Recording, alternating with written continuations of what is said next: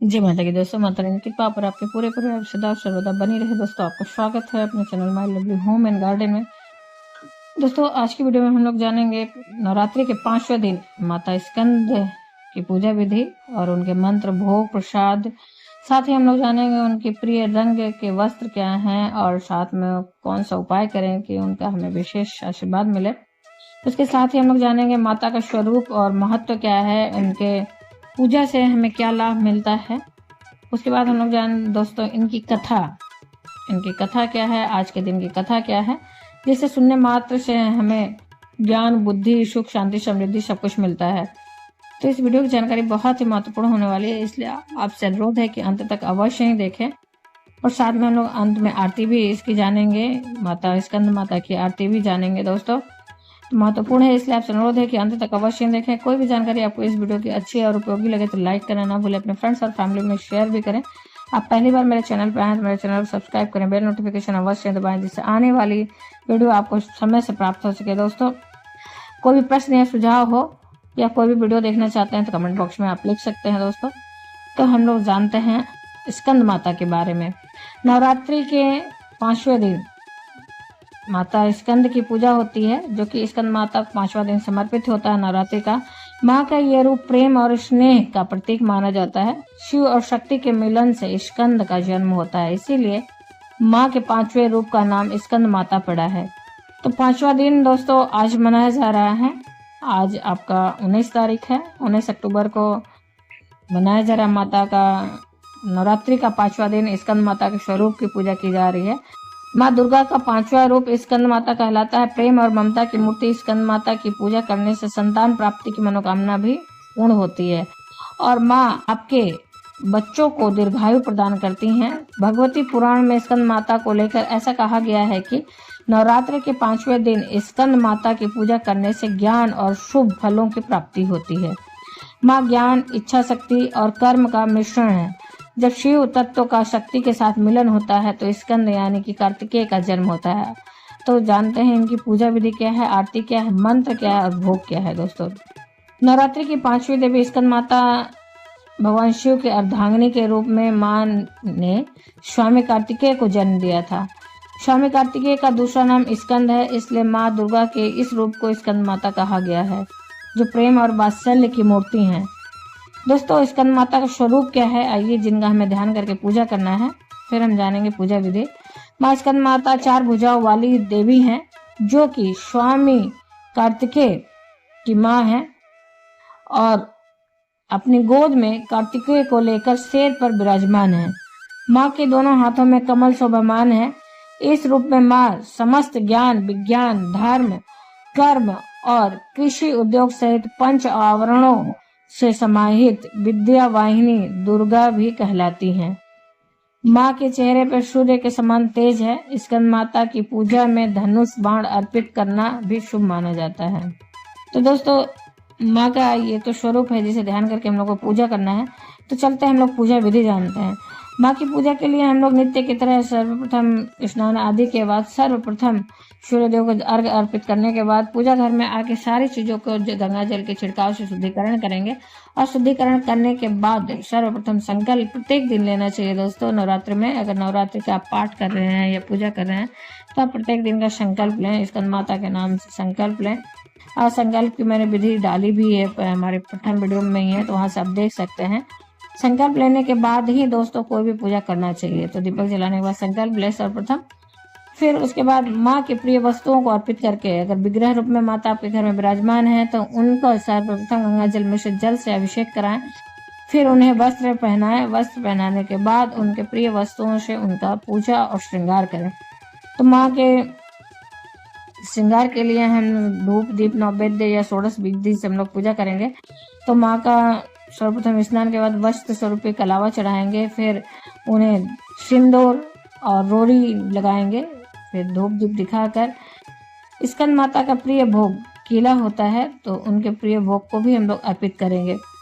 फिर उसके साथ ही इनके प्रिय भोग में है खीर।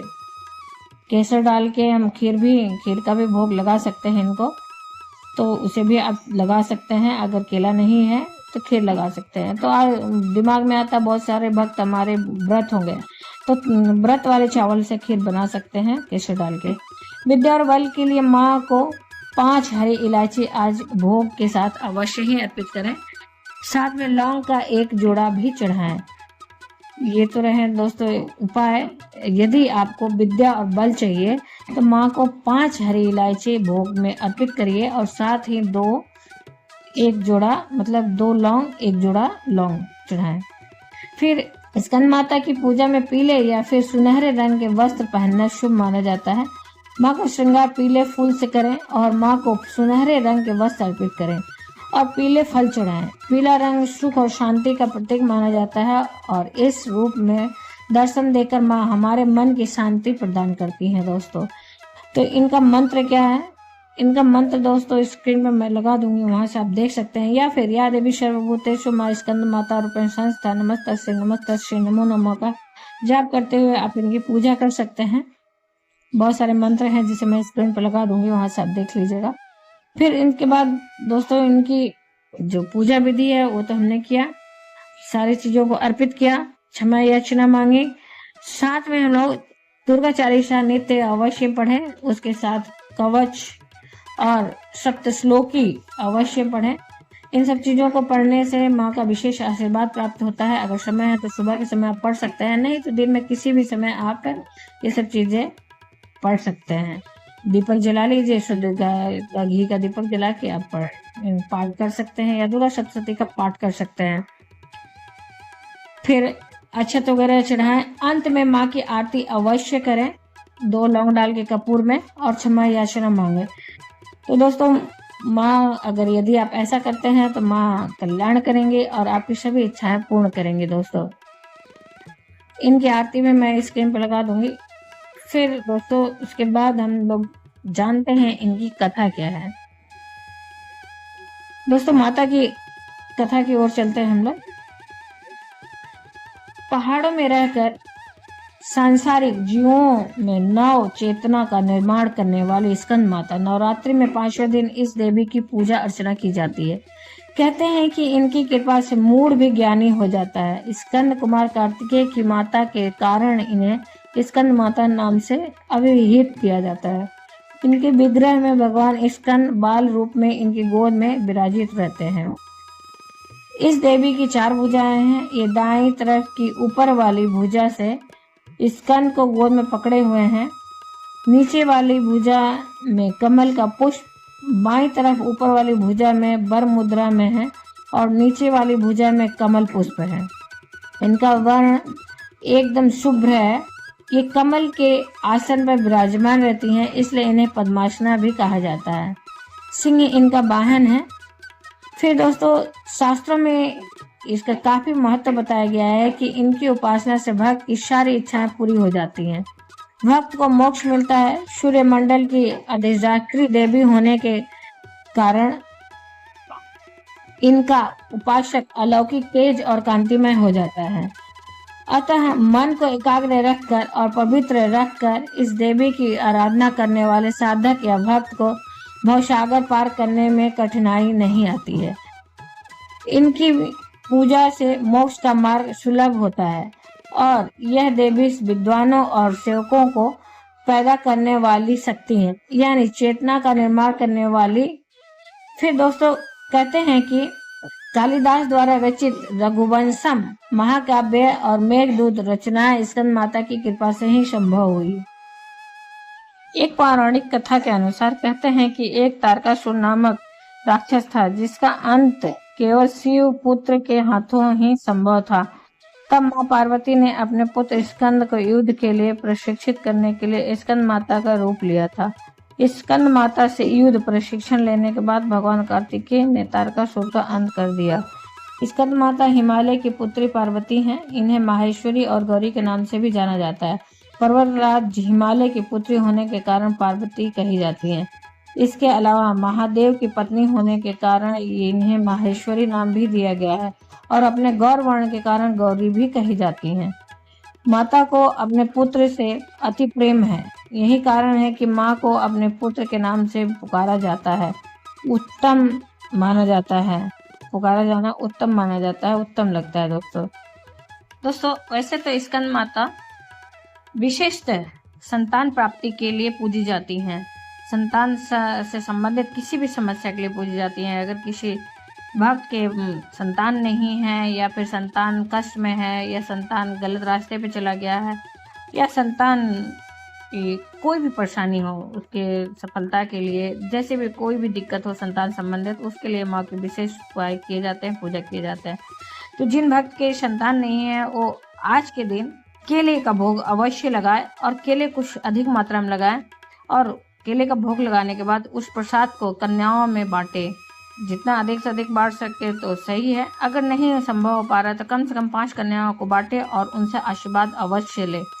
ऐसा अगर भक्त करते हैं तो संतान से संबंधित कोई भी परेशानी है, कोई भी अगर शारीरिक है, या फिर संतान के विकास संबंधी दिक्कत है, गलत रास्ते पे चला गया, तो भी ये उपाय करने से उन्हें लाभ मिलता है। साथ ही जिनके संतान नहीं है वह एक नारियल लें आज के दिन, और उस नारियल को लाल चुनरी बांध के उसके पहले उसके ऊपर कुमकुम से या लाल चंदन से स्वास्तिक बना लें। स्वास्तिक बना के उस पे कुमकुम से स्वास्तिक बनाने के बाद लाल कपड़ा, लाल चुनरी उस पे बांधें, और बांध कर माँ के चरणों में रखें। और मंत्र मैं स्क्रीन पे दे दूंगी, उस मंत्र को वह जापें और 108 बार जपें, या फिर 5 से 7 मिनट जपें। इस मंत्र को आप जप सकते हैं दोस्तों, जो कि मैंने स्क्रीन पे लगाया है। और उसके बाद इस नारियल को पूजा विधिवत करने के बाद सप्तशती पाठ संबोध करें या चालीसा पाठ करें। फिर माँ की 2 लौंग डाल के कपूर की आरती वगैरह करने के बाद क्षमा याचना मांगने के बाद उस नारियल को उठा के अपने बेडरूम में रखें, और ये तब तक रखें जब तक उन्हें संतान प्राप्ति नहीं हो जाती। तो इस नारियल को रखे रहें अपने बेडरूम में दोस्तों।